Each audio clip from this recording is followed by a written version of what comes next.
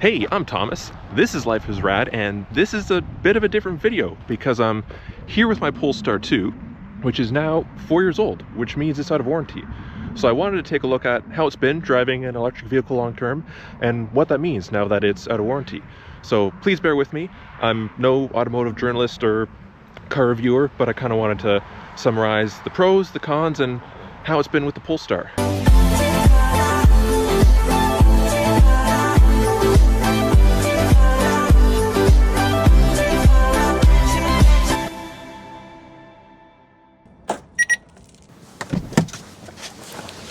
Okay, let's get acquainted with my Polestar.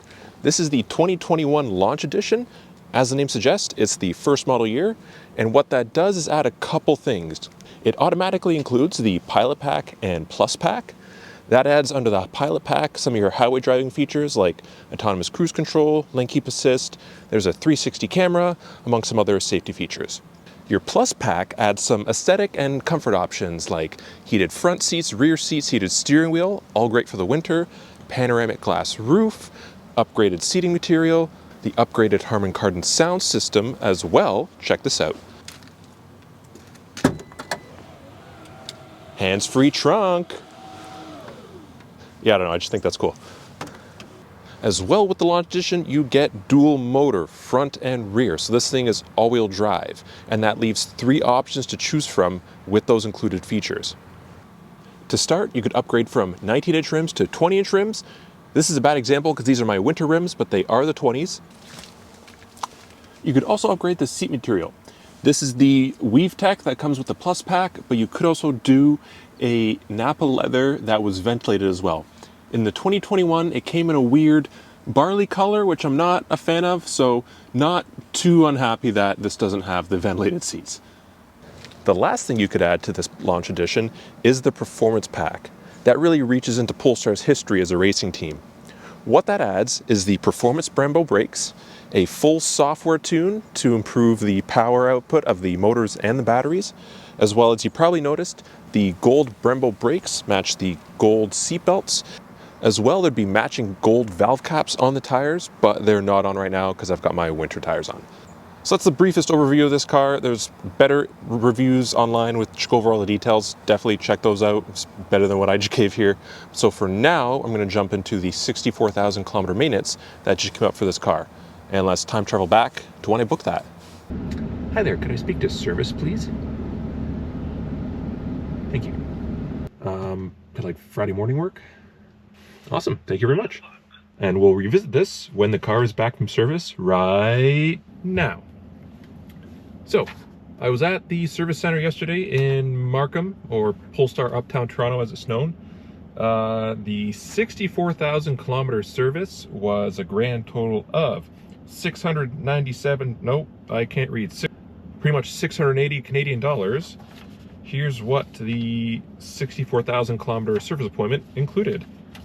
Cabin filter, wiper blades, brake fluids, flush and refill, fluid level top up, check the brakes, check the tires, clean the windshield and calibrate the cameras, quick road test. And I had to ask the service person at the desk, I'm like, hey, now that the car is out of warranty, what else kind of is there? Basically, the only thing to do is consumables on the car, like tires when they wear out, brakes when they wear out, wiper blades. That's all there is to it. There's really not much going on with these cars.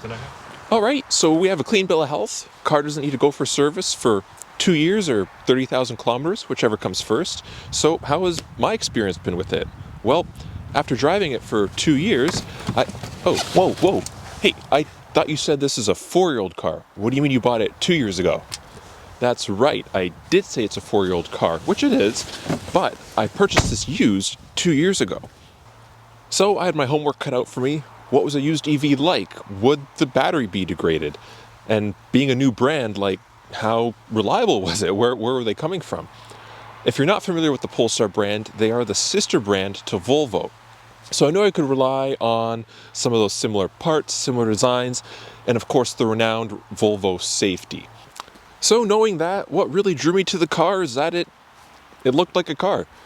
You think of EVs and they all have that similar swoopy, there's no grill, it's really screaming at you, hey, I'm an EV.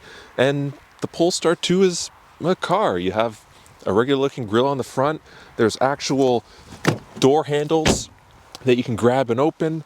So on the surface, there isn't that much to really readjust to coming from a gas car moving into the Polestar 2. So in no particular order, here are my pros and cons of the car. Right off the start, I really like... Sorry, the humming noise. Right off the start, I really like the side view mirror and the rear view mirror. They're both frameless, and you get a lot of view looking behind you. The immediate con of the rear view mirror is the narrow rear window. Being a hatchback, there's not as much window space in the back, so looking at the rear view mirror, you only have so much view between the headrests. Another con inside the car for me is the cup holder. You kind of see there's just a single one here, and you're like, what do I do if there's a second drink? Well, you open up the middle console here, and it's in there, and you kind of got to fold it all the way back if you want to get a second drink in there. Bit of a weird choice, not an issue. I only have one drink usually, but yeah, it's an odd one. Ooh, jumping back in here for another con is the back seat. It's a little tight back here, and that's not that much coming from me, considering I'm 6'3", but even for somebody not as tall as me, this seat, I've moved up a bit, I've had to lean the seat back forward. I definitely could not fit behind the driver's side where my seated position is now. So definitely a consideration if you're trying to fit 4 people in here for a road trip. Let me get back up. A recent really awesome update for the Polestar 2 is for charging, but funny enough, it wasn't from Polestar, it was from Tesla. Since fall 2024, you can actually plug in a Polestar 2 and charge at a Tesla supercharger. It doesn't work at all of them, and as you may notice, that isn't the shape of a Tesla charger, so I have to carry around one of these with me. It's the chunkiest adapter you've probably ever seen, and like a lot of Apple devices, my car has a dongle. But hey, that basically doubles the number of fast chargers I have access to on the road here in North America.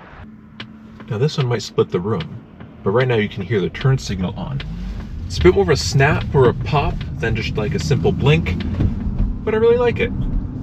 Of course, a big pro for me is the design of the car. I think it looks super sharp, really stands out on the road, and like I mentioned, it's the sister brand to Volvo, so that Scandinavian design kind of carried over into the Polestar brand as well.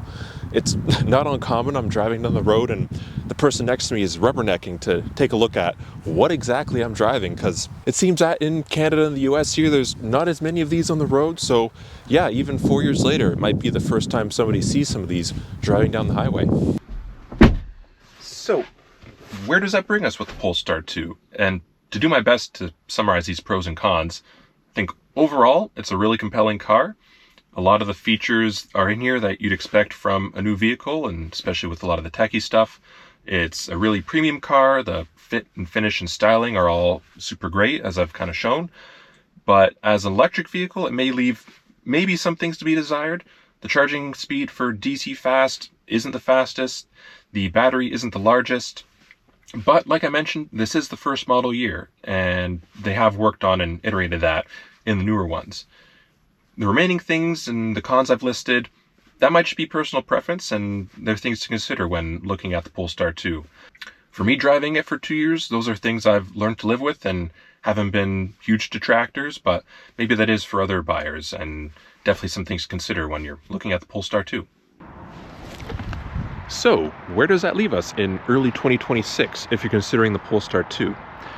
At time of recording, you cannot get a new model year, and that has to do with the import tariffs that the Canadian and American governments have put on Chinese EVs. And yeah, I haven't mentioned that. This car comes from China. The only factory in the world that makes these is in China.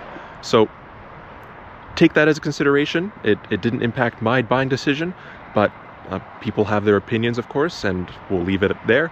But moving past that, here's what the used market looks like for Polestar 2s. Like I mentioned, this is the 2021 model year, automatically has the Pilot and the Plus pack, and if you can find them, the Performance pack, kind of like mine. In 2022, they added a single motor version, which is front wheel drive, but the packs are a la carte at that point, so it's a mixed bag of what you find on the market. In 2024, they updated the front fascia with a body-colored plastic panel, kind of like this, but the single motor version became rear-wheel drive. That also added a larger battery, which gave a faster charging speed, but only for the single motor version. That wouldn't come to the dual motor version until the 2025 model year.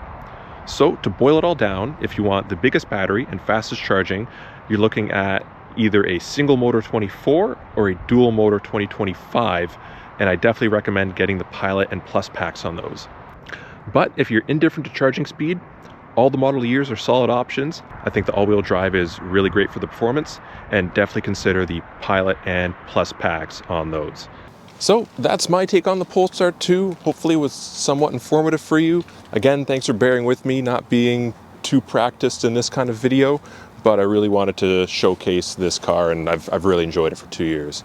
So other than that, thanks for watching. That's Life is Rad. See you in the next one.